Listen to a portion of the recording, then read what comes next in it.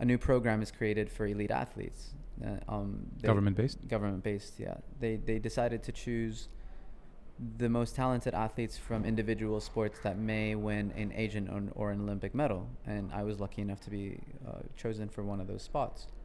So that then gave me the opportunity to play golf full time. So I get a letter giving me time off because of national duty, and I'm playing golf full time. I was a full time athlete, and then I had some pretty big goals that I wanted to achieve as an amateur golfer.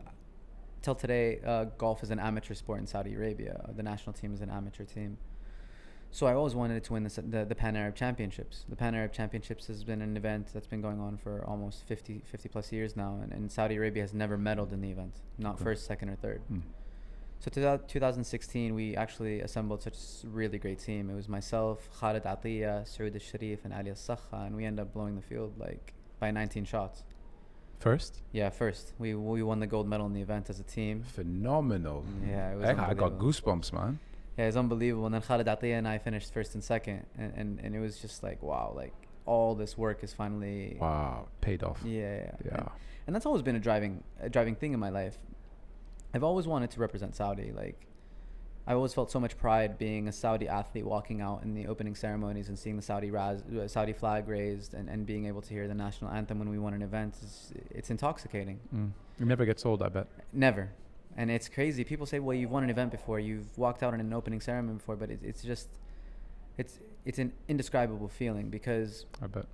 Having grown up in America and then Saudi Arabia, and then seeing all the opportunities that my mom and dad have been given, and then myself as in education and in athletics, and then seeing how amazing the country is becoming day by day, it's just, I can give back to the country. Even if it's a sport that people don't believe in, even if it's a small token of appreciation to the country, it's still something historic that's written in the history books in the name of Saudi Arabia. And that was massive to me. Yeah. So fast forward to 2018, end of 2018, I started thinking about what next. It was always my dream to become a professional golfer, always. Like, I wanted to be the first professional golfer from Saudi Arabia. And I wanted to achieve things that have never been done before. Like, it was a driving force in my soul. So I was lucky because His Excellency Yasser Rumayyan was appointed the chairman of the Saudi Golf Federation, and he appointed an interim CEO, Majid Surur, to handle the day-to-day. And I started, I sit at home and I'm like, okay, I need to make a really good proposal to present to them what I want to do, what I want to achieve, how I can do it. Because it's, at the end of the day, it's also a business decision for them. So I called them to set a meeting.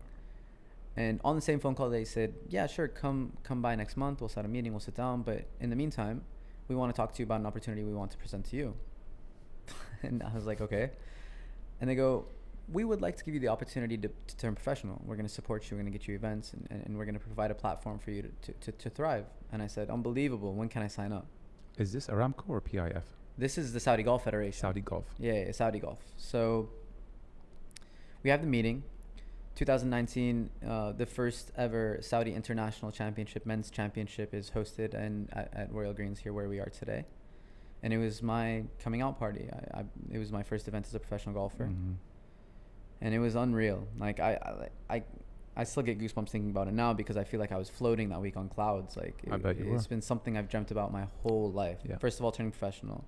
Second of all, having the first ever professional event I play in Saudi Arabia, like with home fans, and having kids and girls come out and cheer me on, was an unbelievable, like, life-changing experience. Yeah. And I've just been on that path ever since, like, just playing professional golf, trying to grow the game that I love, Yep. and just trying to figure out how far I can go.